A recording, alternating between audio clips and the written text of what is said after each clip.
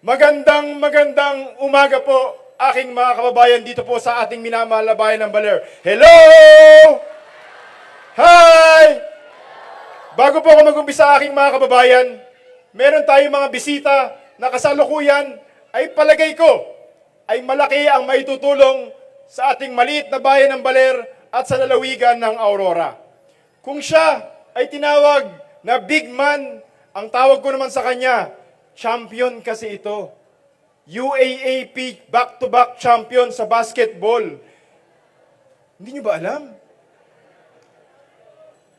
Sa Lasal noon, Coach Franz Pumaren, Renren Ritualo, si Don Aliado na konsehal din niya ngayon, at Francis Zamora noon, ang Big Three ng Lasal noon, back-to-back champion. Hindi lang champion sa basketball, champion pa sa pamamahala sa San Juan City. Palakpakan po natin, Mayor Francis Zamora. O, kaya kapwa rin, medyo bitin ka pa rin ng 2 inches, ha? Huwag kang mag-alala. Yung pinakamataas naman na barangay hall sa buong lalawigan ng Aurora, ay sa iyo ko naman pinatayo, 3-story. Kaya't okay ka na rin dito ang kapwa rin. At may bisita po tayong isa, mula rin po sa bayan ng San Juan. Idol ko rin po ito dati. Dating UE Red Warriors at dating PBA player at kasalukuyang konsehal ng bayan ng City of San Juan. Palakpakan po natin, Councilor Paul Artadi. At syempre, last but not the least, na bisita po natin, maraming pakilala sa kanya. Soldier, warrior, hero, kapatid ko sa Masonria. Si Mayor may binubulong. Huwag ka magulo, Mayor. Huwag na natin sabihin yon. Pero ako po, ito lang po ang aking panuntunan. Sa mga darating na panahon, pipili po tayo ng mga leader. Leader na mag-aaruga, kakalinga sa ating mga kababayan. Palagay ko po, aking mga kababayan, ito po ay buong tapang kong sinasabi na itong taong ito, hindi lamang pinakamaraming medalya na nakamit sa Philippine Army, pero palagay ko, ang isa sa pinakamalaki, ang integridad sa pagsiservisyo. Palakpakan po natin, Colonel Ariel Quirubin. Siyempre, ang ating punong bayan, hindi ko na kailangan ipakilala. Pero sa mga hindi taga rito, ay obvious naman na mas matanda po siya sa akin.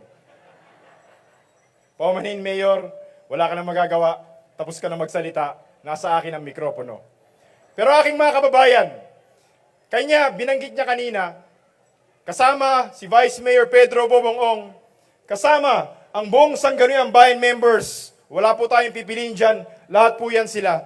Sapagkat may mga pagkakataong pinapakiusapan natin sila sa lahat ng proyekto, programa na ibabagsak po natin dito po sa bayan ng Baler.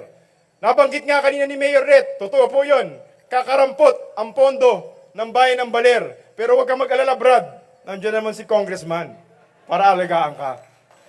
At sa katotohanan po niyan, sa kakulitan ng aking kuya, bulong ng bulong sa akin, bagsakan ulit kami ng pondo para may pamigay tayo sa tao. Kesa makulit pa siya, sige, o bukas sa bukas, lalagyan kita ng 20 million pesos, pantulong mo sa tao sa bayan ng Baler.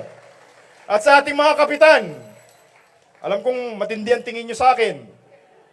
Huwag na kayong mag-alala. Isa-isahin ko, Kalabonan, yung daycare mo, okay na yan. Reserva, evacuation center mo, okay na yan. Sa obligasyon mo, multipurpose building, 5 million, okay na yan. Sa Suklayin, lahat ng hindi pa konkreto, kukonkretohin natin yan.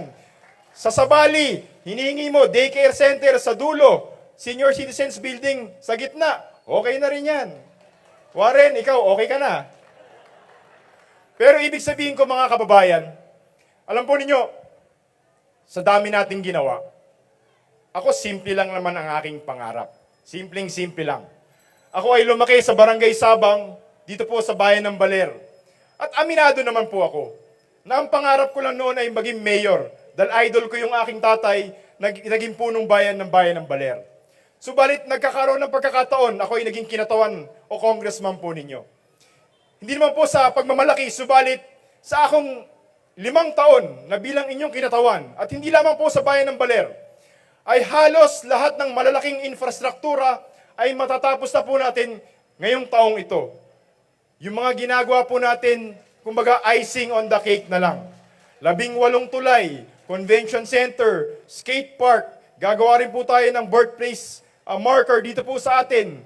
Yung ating dialysis centers, lahat ng bayan sa lalawigan ng Aurora, lalagyan po tayo ng mini hospital by end of December this year. Lahat po yan matatapos. Yung pagkongkreto ng ating Baler, San Luis, Dingalan Road. Ang Dingalan Road po, nakahiwalay po yan. Dati, pangarap ko lang yan. Dahil kawawa ang ating mga taga-coastal area. Hindi ko akalain, nag-uumpisa na naman sa pangarap yan. Siguro mga 1 o 2 taon na lang. Imbis na 3 oras at kalahati ang Dingalan, 1 oras na lang yan mula bayan ng Baler. At sabi ko nga po, simple lang naman ang aking pangarap. Sa unang 5 taon natin na inyong kinatawan, napakaswerte ko sapagkat nung pagkakataong iyon ay kasabay kong senador, si Sani Angara, hindi lang normal na senador, ngunit isang finance chairman. Isa lang ang aking pinapangambahan noon.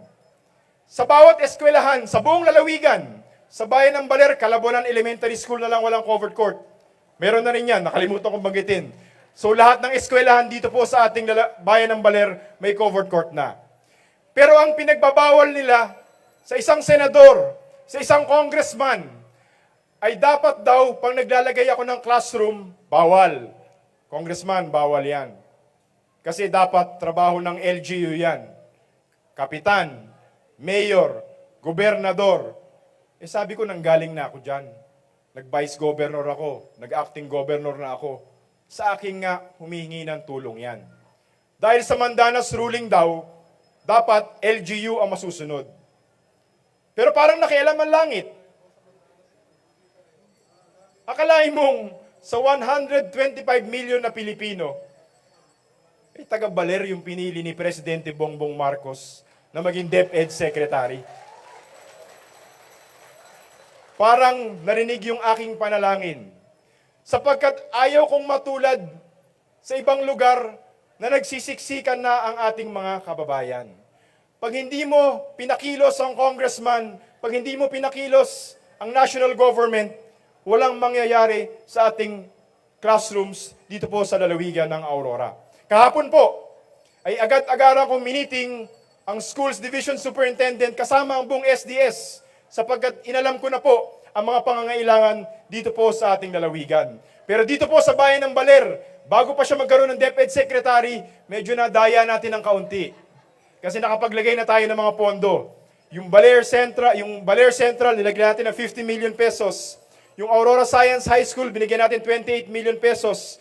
Yung Baler National High School, ginawa natin ng 36 million pesos para sa mga classrooms ng ating mga kabataan. Kami po, aking mga kababayan, kami ni Mayor, ni Vice Mayor, ni Governor Tolentino, Bukal Konsehales, hindi po kami mapapagod sapagkat sa tiwala, sa laki ng tiwala na binigay niyo po sa amin, yan po ay hindi namin maiiwasan.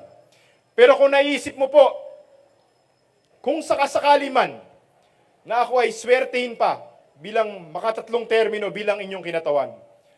Ang aking naiisip na lang po, nagawa na natin lahat, pero isa na lamang ang aking muling pangarap.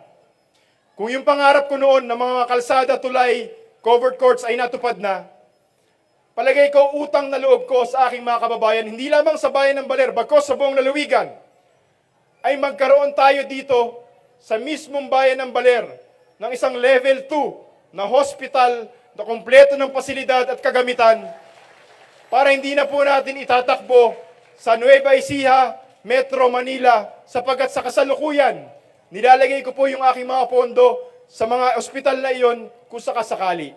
Subalit, dumarating ang panahon na kinakailangan hindi na kayang itakbo. Ang pangarap ko lang na magkaroon tayo dito ng level 2. Pinasa ko po sa Kongreso, ayaw ng DOH kasi under ng Universal Healthcare Act of 2017, ganun na naman. Kailangan daw gobernador ang mag-aayos niyan, bawal makialam ang congressman. Sabi ko, paano ko matutulungan yan sila? Yung nga ang kailangan na lalawigan ng Aurora. Ayaw ng DOH dahil bawal nga daw po ayon sa batas. So isip-isip, Congressman Romel, pag ako ang gumawa ng batas, walang magagawa yung DOH. Di ba? Nag-file ako ng bill, creation, Aurora Medical Center. Pinabili ko na ng lupa si Mayor. Mayor, may lupa na ba tayo? Yan ang gusto ko. Pa-thumbs up, thumbs up. Pinasa ko po sa Kongreso at magandang balita, sabi sa akin ng mga ibang tao noon, yung baler kasiguran, di mo magagawa yan. Dinggalan, pangarap mo lang yan. Nagawa ko naman na. Yung ating mga lahat nalagyan natin ng cover courts, pangarap lang yan noon. Sabi ko naman sa kanila, nakita mo, hindi masamang mangarap. Pagka-file ko po ng bill, mga kababayan, aprobado sa committee level agad ng aking mga kapwa congressman. Kaya nga po, pagkatapos ng programang ito, babalik po ako sa Kongreso agad-agaran kasi budget hearing po namin. Ang aking dasal ay ito po ay mapasa sa buong Kongreso. Konting dasal na lang yan para sa gayoy matupad muli ang aking pangarap sa ating minamahal na bayan ng Baler. Kaya't sa aking mga kababayan na naririto ngayon at nakikinig sa Facebook at radyo, samahan niyo po kami. Mga barangay officials, napakalaki ng tulong po ninyo. Naririto po kami para siguraduhin natin. Alam kong hindi namin kayang solusyonan ang lahat ng problema ng bawat isa, pero sisiguraduhin ko na papaganin naman natin ang pamumuhay sa ating lalawigan at sa ating minamahal na bayan ng Baler. Sulong Aurora, mabuhay ang bayan ng Baler.